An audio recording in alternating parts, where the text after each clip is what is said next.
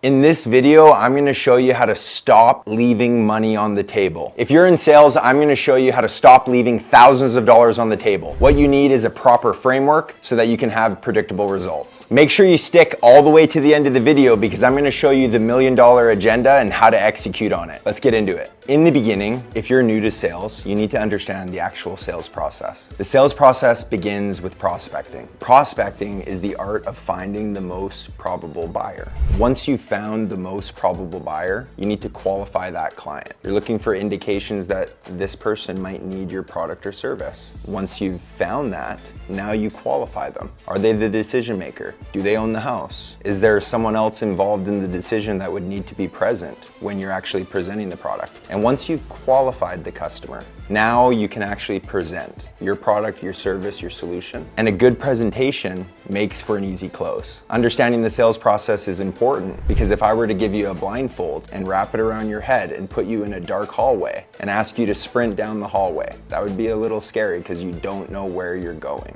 But as a new rep, when you understand the full process, you know exactly what you need to do to move the sale forward. Once you understand the sales process and you're getting ready to present to your first customer, or maybe you're already presenting to customers, I do something called mapping your flow. When I go into a sales environment or I go to present to a customer, I have a structure on how I present the product to my client. If you just go into a sales situation and you're just winging it, your results are gonna be inconsistent. But what I do is I do the exact same thing every time. Now obviously it fluctuates depending on your client, but what I'm gonna help you do right now is I'm gonna help you set up the structure to actually map out your flow while you're in the home or face-to-face with a client. You're probably wondering who the heck I am. I'm Blaine Graham. I've been knocking doors for the last 12 years. I'm in the solar industry right now. Last year I installed over 120 projects. Now, when I go into a sales situation, I have a specific structure that I follow so that I can deliver a presentation that's very consistent. So what I want you guys to start off by doing is I want you to take out a pen and paper, because if you don't write this down, you're not going to retain it. Listening is one thing, but you're only going to retain about 10% of what I tell you. In solar, we run the setter and the closer model. Typically, before you walk up to that door, my process starts before I even meet the customer. I need to make sure that I'm in a good state, do positive self-talk and affirmations.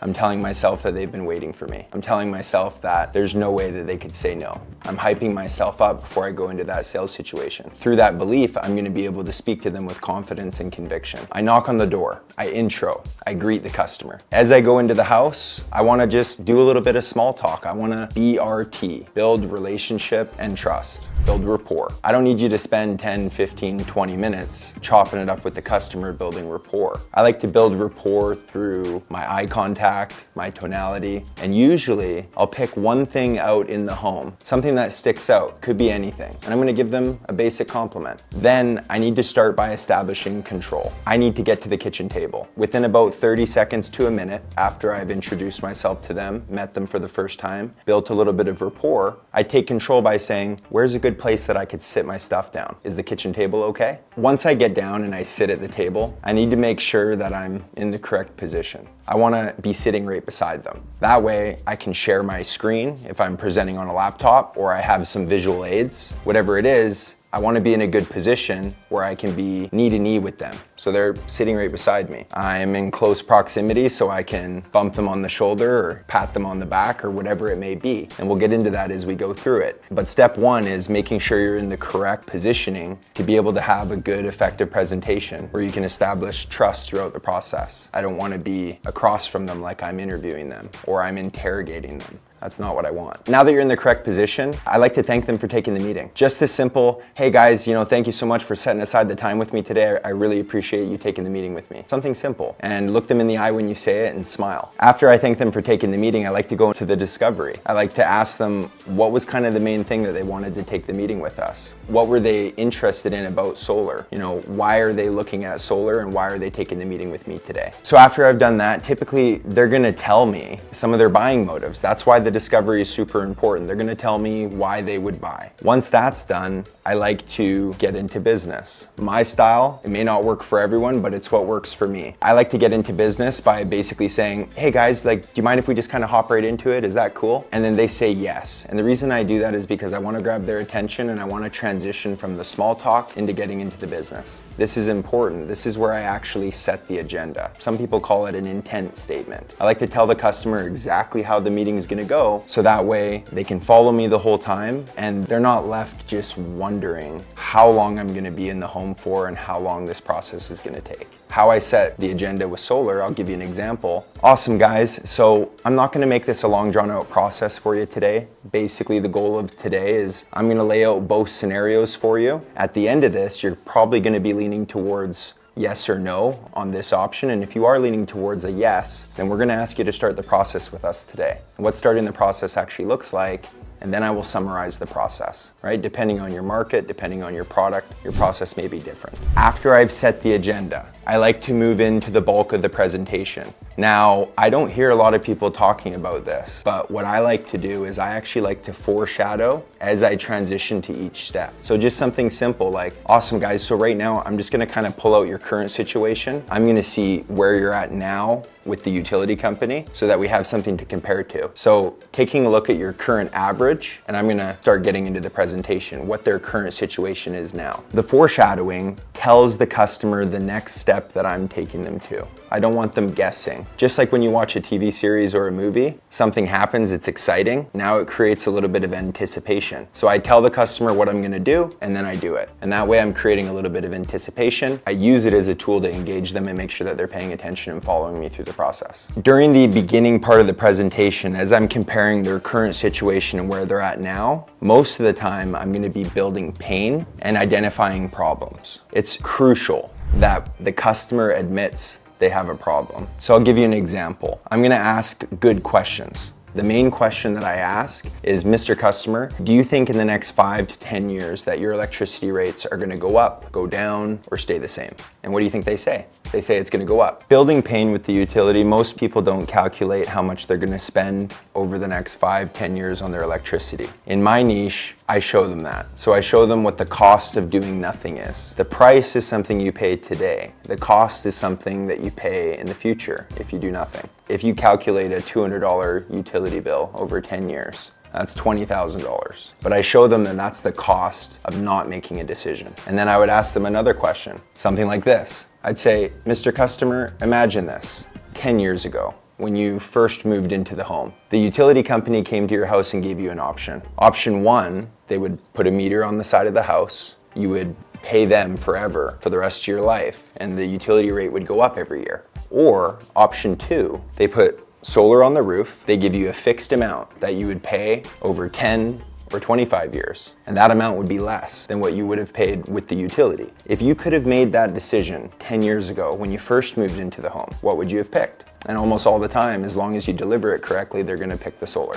Now we need to present the solution, okay? So every company is gonna have some tools, a proposal, a visual aid, whatever it may be. You need to get very good at presenting that, right? If you're unsure or you're stumbling around, the customer is not gonna have certainty, and that's gonna hurt your chances of closing the deal. A good, confident, clear presentation is gonna set you up for an easy close. So present the project, show them the design, make them visualize what the project would look like on their roof. So in solar, I'm using the tool to show them where the panels would go, I'm showing the production, I'm explaining the net metering, I'm explaining exactly how it works in my specific market. Now, once I've done that, obviously, this is kind of exciting. Typically, if you do this the right way, the customer is gonna start saying stuff like, oh wow, that's so cool, that software, whatever it may be. So use the visual aids, get those positive feedback responses from the customer. That gives you a little bit more confidence. You're building momentum as you get into the close. Not to get off too sidetracked here, but a lot of people will start off by, in the very beginning of the presentation, they start going into this long-winded introduction of who their company is and how great it is and yada, yada, yada. I don't do that. You notice I kind of just ripped through the intro and got into the bulk of the presentation. Now I've built some value. I've soft closed them a few times. They've admitted to me that they have a problem. I've presented the solution. Now at this point, I'm gonna build some value on the company. I'm gonna show them our website. I'm gonna show them our Google reviews. I'm gonna explain the benefits and why people are choosing us. I build value on what we have that others might not have. So to give you an example, Mr. Customer, a lot of companies will send Billy Bob's Electric out to do the installation because they're cheaper and they're faster. The reason why a lot of your neighbors are actually choosing us is because we do everything in-house. You're gonna have one point of contact through the entire process, and that's me. If everything happens exactly the way that I said it was, we do a high five.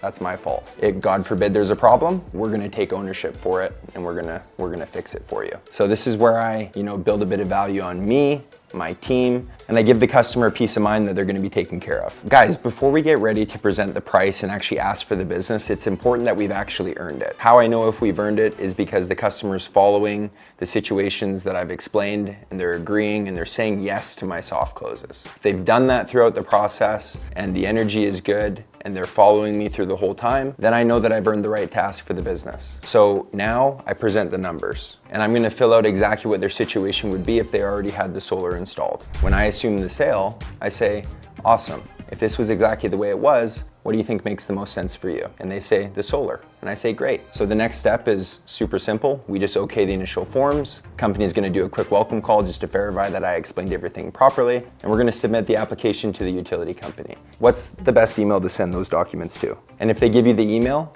then they just said yes, and you just closed the deal. Congratulations. Awesome, guys. That's pretty much it. If you made it to the end of the video, I really appreciate you.